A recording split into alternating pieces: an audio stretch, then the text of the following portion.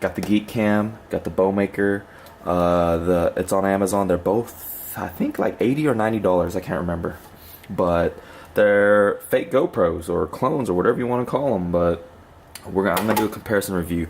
I seen many videos, you know, because I was trying to investigate which ones I should buy, the cheap ones and whatnot, but I wasn't satisfied with a lot of them. Some of them felt like they were being biased, like they got paid by one of these companies to be like, oh, that's good. And it's like, you know, these are action cams.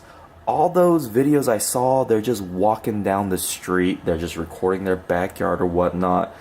The point of this is not only to show two comparable priced fake GoPros, and I feel that they're probably both made in the same factory, which is a different name on it. We're gonna test that out with action, with being on cars and whatnot.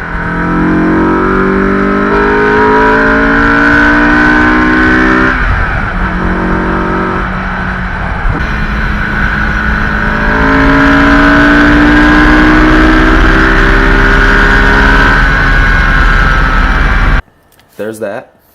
This is the Bomaker. I'm sure you've seen every video with all the accessories being shown to you. I'm just gonna show you the camera. Like, who gives a shit about all that? Like, y'all already seen all that. This one looks like it's kind of in those GoPro cases, you know, where they're okay. And more accessories, I'm sure. Stuff. Yeah. Just look at that. Yeah. Whoa. Okay, that cleaning cloth.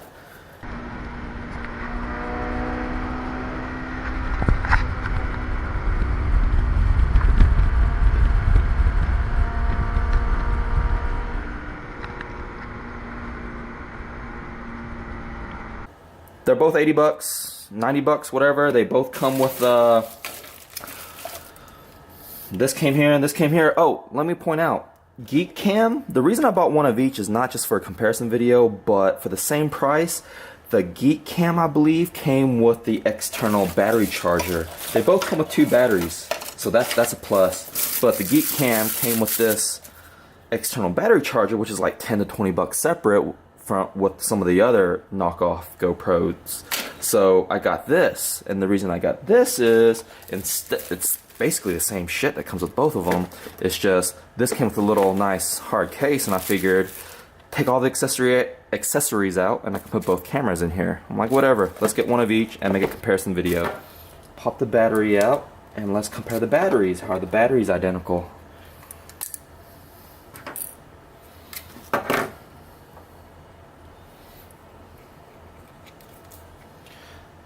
Identical batteries. 3.885 watt hour at 3.7 volts, both made in China. They both have the same model number, PG1050. I don't know if you can see it, but these batteries are exactly identical. The cameras are exactly identical. So my hunch was correct. These are the exact same cameras. They all look exactly identical. I don't know if you can see all this. I'm sorry, I'm in low light. People are sleeping. The front aluminum brushed face looks exactly identical. Everything looks identical. Something for Geekam and Bomaker. Like I was thinking, these are the exact same product, just branded differently. The mic, same place. So they both have Panasonic CMOS sensor, or however you say it. That's the reason why I forked out a few extra bucks and got these at $80 or $90. I can't remember. I almost bought the $50 one. Started with an A. It looked pretty good.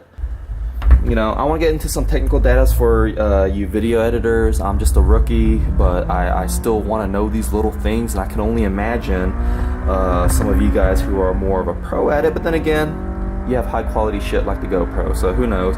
But for people like me, for someone who wants to be thrifty, save a few bucks, and not necessarily always getting GoPros. I've had several GoPros. I have a Sony action cam, the top of the line one, the FDRX 3000, 1000, whatever. You know, I spent money on good cameras, but I wanted more cameras to get more angles on car cruises without having to just share one or two cameras and always having to do separate runs. If I bought more cheap GoPros, if they're good enough, just for 30 seconds, 20 seconds, you know, to edit in the video, why not? You know, 160 bucks or something. I got 2 fake GoPros. We'll see how it works. They're 4K. Most of y'all don't have 4K. I'm going to use 1080p at 60 frames per second, which these both can do with the Panasonic sensor. Hopefully they have good quality.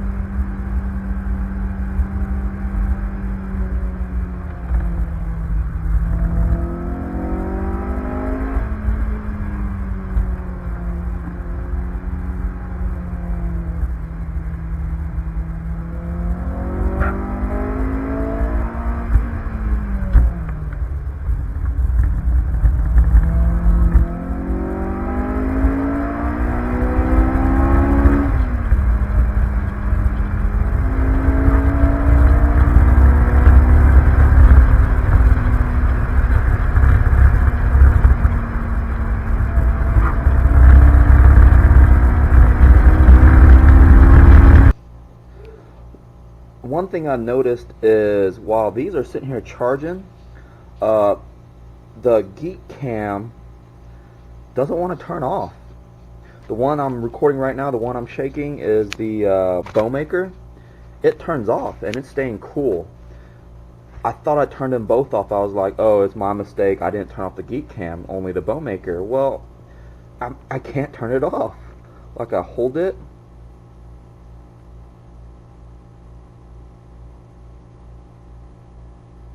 See? But now look, it just reboots. Like, I have no idea. Maybe it's designed that way. So there is one difference I've noticed so far without looking at footage is while charging on these like this instead of the external battery charger, the Geekam will not turn off and it's getting kind of hot. Well, it's not hot, it's just warm. I mean, I'm not afraid that it's going to blow up, but it has some heat to it. But so there's one difference. Geekam stays on while charging, while the Bomaker will turn off. Okay, they both record while they're charged up. As you can see, I have the cord charged up. They are charging right now, and they turned on. The home screen thing, the brand name came on, and yeah, they're charging. What I noticed by default, this one shows the date and time there on the bottom in yellow. I don't know if you can tell. This one just shows nothing, just the same time up top. See? I don't know if y'all can see it, but yeah. So these do work when they're charging. So if they're in your car and you need to charge it, you can still have it mounted and use it. That's kind of nice, because I remember the GoPro 3s you couldn't do that. I don't know if you can on the 5s or 6s coming out.